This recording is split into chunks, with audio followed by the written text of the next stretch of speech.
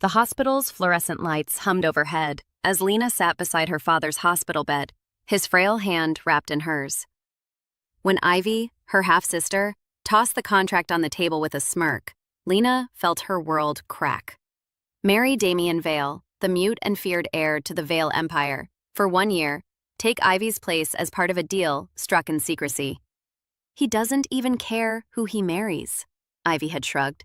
He just wants someone obedient. Lena didn't ask why Ivy backed out. She only asked where to sign. The wedding was a blur of white and gray, a ceremony devoid of joy. Damien stood like a statue, his sharp suit perfect, his eyes unreadable. He gave a nod when prompted, signed his name in silence, and offered her his arm like an obligation. Lena saw no hatred in him, but no warmth either. She'd been warned about him. Cold, unpredictable, and dangerous when provoked. The press called him the Silent Storm. But Lena wasn't afraid. Not yet. That night, in the massive, echoing bedroom of the Vale estate, Lena tried to speak. "I know this wasn't your choice," she said, slipping off her wedding gown, vulnerable and trembling. "But I'll try to be a good wife." Damien had been watching her, expressionless. Then, with hands as steady as his voice was absent, he signed something to her.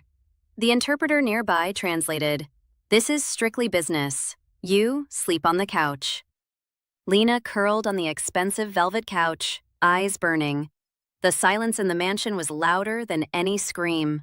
Her father was being kept alive with money she'd sold her soul for. And yet, here she was, discarded on her wedding night like a shadow. She didn't cry then. Not yet. The pain hadn't reached the surface. But her heart began to tremble.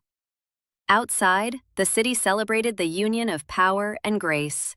Inside, Lena shut her eyes and whispered a promise to herself. Survive this year. The mornings at the Vale estate began before dawn, structured like a fortress run by ghosts. Lena woke early, folded the couch's coverlet, and watched Damien from a distance as he sat by the windows, sipping coffee in silence, reading business reports. He never acknowledged her unless necessary, communicating only through brief, emotionless gestures or written notes when no interpreter was around. The staff followed suit, treating her like a formality, Mrs. Vale in name only. It was clear she was a placeholder, a pawn. But Lena